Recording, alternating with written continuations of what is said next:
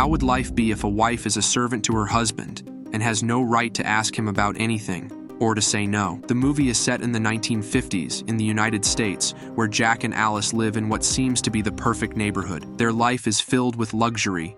There's always a juicy steak on their dinner table, they drive a beautiful, expensive car, and they indulge in every comfort imaginable. They're part of a friendly community where they share cordial relations with other couples in the neighborhood. Each day follows a routine. Jack and the other men head out to work in the desert, while Alice, along with the other woman, remains at home. The women focus on housework, cleaning, cooking delicious meals, and keeping everything comfortable for when their husbands return. What's strange is that none of the women know what their husbands actually do at work. All they know is that the men are working on a mysterious and secretive project known as Victory. This lack of knowledge doesn't bother anyone. There are two important rules in this community: never ask unnecessary questions, and never venture into the desert surrounding the town. The desert is considered dangerous, and leaving the safe zone is believed to put one's life at risk. In their free time, Alice's friends, Bunny and Peg, attend ballet classes and shop at fancy stores. There used to be another housewife, Margaret, who was part of their group, but Margaret's curiosity got the better of her. She took her son into the forbidden desert, and unfortunately, the boy died. Margaret has since developed mental health issues and believes her son's death was a punishment for her curiosity, though most others don't share her perspective. One day, all the residents gather for a lavish party hosted by Frank, the town's powerful leader, and his wife, Shelley. Frank is the most influential figure in the community, and all the men work under him. The party is lively, with everyone enjoying the celebration. However, things take a strange turn when Margaret unexpectedly appears and says, "We don't belong here." Her words seem out of place, and most people brush them off as nonsense, but Alice is deeply unsettled. Later, Alice sees Margaret's husband leading her away to another room, trying to medicate her. Alice feels confused and disturbed by what she's witnessed and attempts to talk to Jack about it. However, Jack doesn't let her speak, dismissing her concerns without a second thought. As the days pass, strange things begin happening to Alice. While preparing dinner one evening, she cracks open some eggs, only to find they are completely empty inside. Shocked, Alice can hardly believe her eyes. Needing to calm her nerves, she decides to take a tram ride into the city. She rides the tram for a while, but soon notices something bizarre. A plane crashes in the mountains nearby. Despite knowing it's forbidden to go into the desert, Alice decides to head toward the crash site, thinking the pilot might need help. When she reaches the top of the mountain, she discovers a strange, dome-shaped building. As she approaches the building and touches one of the windows, Alice begins to experience intense hallucinations. She's overwhelmed, unable to understand what's happening, and then suddenly loses consciousness. When Alice wakes up, she finds herself back at home. She's confused and disoriented, especially when she hears Jack working in the kitchen. Jack never comes home from work that early, so how did she end up back at home? She doesn't remember how she got there or who brought her back. When she questions Jack, he simply tells her that she was already at home when he arrived. He dismisses her story about the plane crash, assuming she made it up. Alice's life quickly spirals into chaos. Her hallucinations grow more vivid, and her paranoia takes over. During a ballet class, she sees something terrifying in the mirror, a vision of Margaret's death. Alarmed, Alice rushes to speak to Margaret, but it's too late. She arrives just in time to see Margaret standing on the roof, moments before Margaret jumps to her death. Men in red suits appear immediately, whisking Alice away from the scene before she can process what's happened. Alice becomes more desperate to understand what's going on.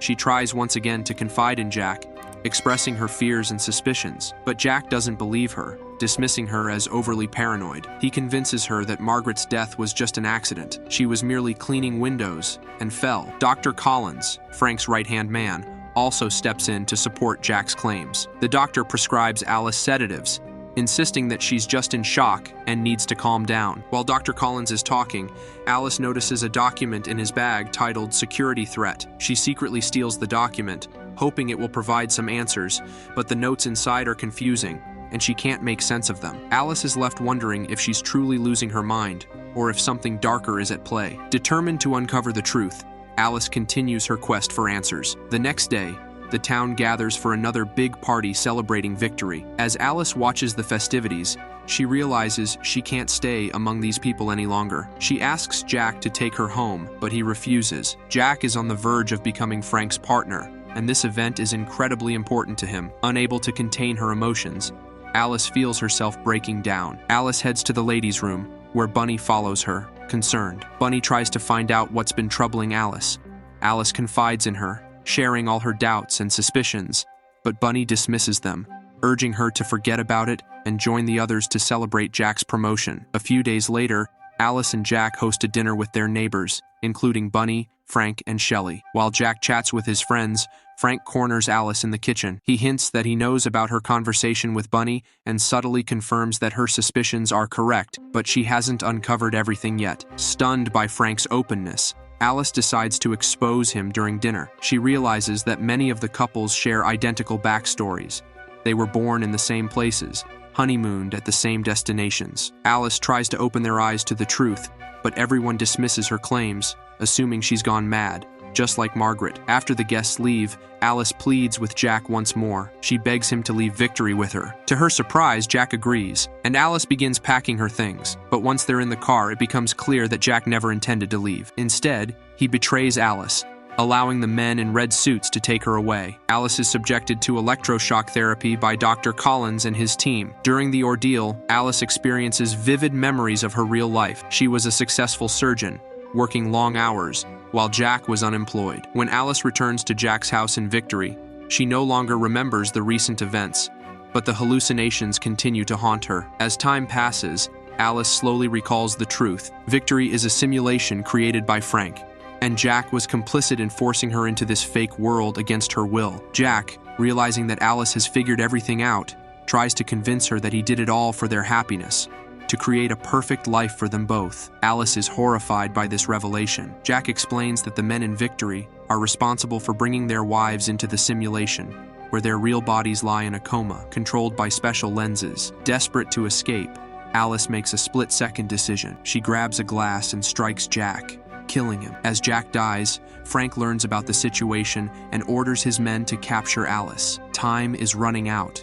The alarm has already sounded throughout the town. Bunny rushes in and urges Alice to flee. Bunny reveals that she has always known about the simulation and chose to stay because, in this world, she has children that she lost in reality. Bunny warns Alice that Jack's death in the virtual world means he's also dead in the real world, and no one can disconnect Alice from the simulation. She must escape before it's too late. Alice, covered in blood, walks outside and notices the men panicking, while the women begin to suspect that something is terribly wrong. Meanwhile, as Frank tries to manage the crisis, Shelley seizes the moment to kill him, determined to regain control over her own mind. Alice realizes that the only way to escape the simulation is to return to the dome-shaped building on the mountain. She takes Jack's car and speeds toward the mountain, pursued by Frank's men who don't want her to leave, fearing they will lose her forever.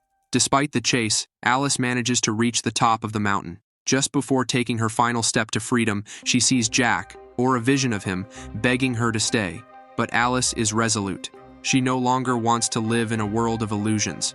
She touches the window of the dome, breaking free from the simulation and returning to reality forever. End the movie. Thank you for watching this recapping. If you enjoyed it, make sure to hit the like button and subscribe for more content like this. I always love hearing from you, so feel free to leave a comment below with your thoughts or suggestions for future content. Once again, thanks for tuning in, and I'll see you in the next video.